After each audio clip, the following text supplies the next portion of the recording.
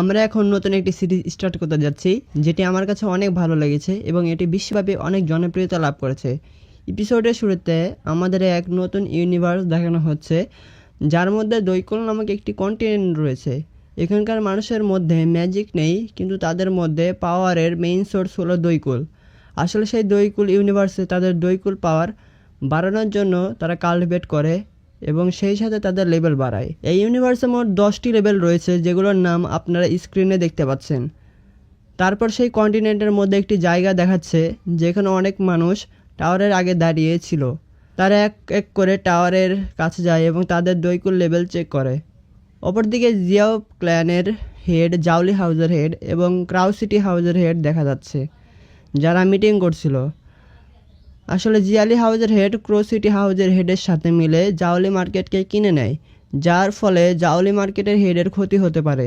জাউলি হাউসের হেডের নাম জিয়াও জাহান ছিল। এই কথা বুঝতে পেরে তার অনেক রাগ হয়, কিন্তু সে তার রাগকে কন্ট্রোল করে নেয় এবং তারপর জিয়ালি হাউসের হেডকে একটি ইনভিটেশন কার্ড দেয় এবং বলে, আমার ছেলের সাথে নায়ানের বিয়ে ঠিক হয়ে গেছে, যে নায়ান ফ্যামিলি থেকে বিলং করে। প্রথমে জিয়ালি হাউসের হেডের হিংসা হতো, কারণ জিয়ান তার ছেলে। জিয়ান তখন গ্রেট ফাইটার ছিল এবং 4 বছর বয়সে সে মার্শাল আর্টস শিখেছিল। এছাড়াও জিয়ান 11 বছর বয়সে সে লেভেল 9-এ চলে গিয়েছিল।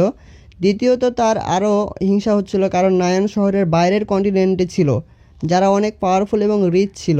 যদি তাদের মধ্যে বিয়েটা হয়ে যায়, তাহলে জিয়াও ক্ল্যান এত পাওয়ারফুল হয়ে যাবে যে তার আগে পিছে কম্পিটিশনের কোনো ক্ল্যান থাকবে না। তখন জিয়াও অন্য ক্ল্যানের হেডদের দেখে হাসতে থাকে এবং তাদের অনেক মজা করে।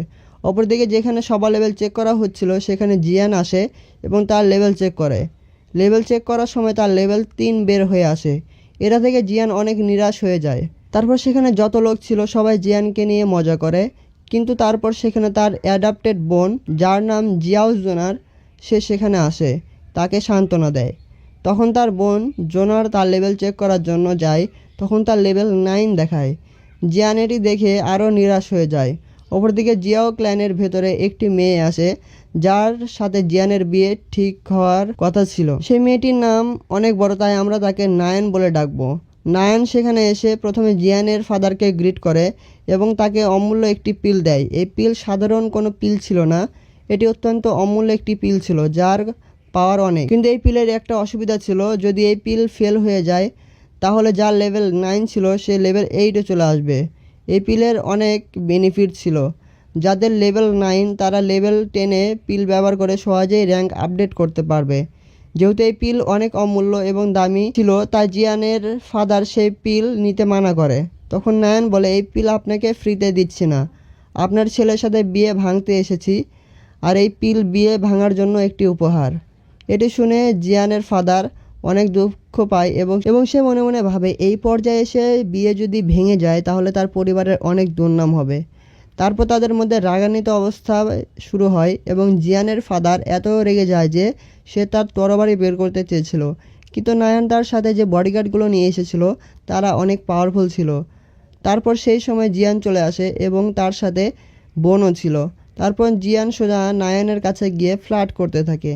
জিয়ান তখন বলে, আমি কি কিছুটাও স্মার্ট না? নায়ানও তখন চালাকের সাথে বলে, এখানে হ্যান্ডসাম হওয়ার কোনো কথা নেই, তুমি একসময় অনেক পাওয়ারফুল ওয়ারিয়র ছিলে এবং তুমি অনেক কম সময়ে লেভেল 9-এ চলে গিয়েছিলে, কিন্তু তুমি এখন একটা লুজার যে তার শক্তিকে হারিয়ে ফেলেছে। আর আমি এমন কোনো ছেলের সাথে বিয়ে করব না যে সে অনেক উইক। জিয়ানও অনেক বুদ্ধিমানের সাথে বলে, বিয়ে হওয়ার পর আমরা ডিভোর্স নিয়ে নিব, কিন্তু নায়ান না বলে, কারণ ডিভোর্স নেওয়ার পর তাদের ফ্যামিলির অনেক দুর্নাম হবে। নায়ান তখন বলে, আমি তোমাকে অনেক একটি অমূল্য পিল দেব, যদি এটি দিয়েও না হয় তাহলে তুমি আমার শহরে এসে প্র্যাকটিস করতে পারো, যেখানে তুমি অনেক উন্নত প্রশিক্ষণ পাবে। কিন্তু এগুলোর পরেও জিয়ান তা মানা করে দেয়। তারপর তার একটি ডিল করে। এই ডিলটি ছিল 3 বছর পর একটি ফাইট হবে, আর সেই ফাইটে যদি জিয়ান নায়ানকে হারিয়ে দেয়, তাহলে যে নায়ান মুখ বুঝে বিয়ে করে নেবে। কিন্তু যদি জিয়ান হেরে যায় তাহলে এই বিয়ে ভেঙে দিতে হবে। এখন জিয়ান এই ডিলকে হ্যাঁ করে দেয়, কিন্তু সেখানে সবাই জানতো যে এখন জিয়ানের কাছে অতটা শক্তি নেই যে নায়ানকে হারাতে পারবে, আর 3 বছরে কেউ ফাইটার হয়ে যেতে পারবে না। তারপর তখন এপিসোড 2 স্টার্ট হয়। এপিসোড 2-তে দেখা যাচ্ছে ফাদারের একজন সাথী বলছে জিয়ানের এই ডিল অনেক বড় ভুল। তখন জিয়ানের ফাদারও চিন্তিত হয়ে পড়ে, কারণ তখন জিয়ান অনেক উইক হয়ে গিয়েছিল। তখন জিয়ানের সিস্টার তাকে বোঝানোর চেষ্টা করে, কিন্তু সে তাকে ইগনোর করে চলে যেতে থাকে। রাস্তার মধ্যে অনেক বন্ধু ছিল, যারা তাকে অনেক রাগাতে থাকে এবং মজা করে। জিয়ানকে তারা এই ডিলের জন্য সবাই মিলে মজা করে, তখন জিয়ান অনেক রেগে যায়। তখন জিয়ান তাদের সাথে ফাইট করতে চেষ্টা করে, কিন্তু সে অনেক খারাপভাবে মার খায়। কিন্তু তখনই তার সিস্টার জুনার চলে আসে তাকে বাঁচানোর জন্য, এবং এটি দেখে তারা আরও মজা করতে শুরু করে এবং বলে একটি মেয়ের সাহায্য নিচ্ছে। এরপর জিয়ান অনেক দুঃখ পায় এবং কাঁদতে কাঁদতে সেখান থেকে চলে যায়। কাঁদতে কাঁদতে জিয়ান তার মায়ের কবরের কাছে চলে আসে।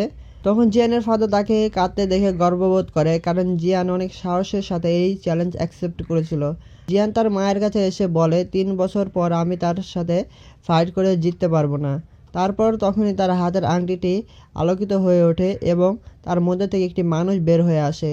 তখন সেই মানুষটি বলে, যদি তুমি 3 বছর পর ফাইটে জিততে চাও তাহলে আমি তোমাকে সাহায্য করতে পারি। আমি তোমার লেভেল অনেক তাড়াতাড়ি বাড়িয়ে দিব এবং তোমাকে মার্শাল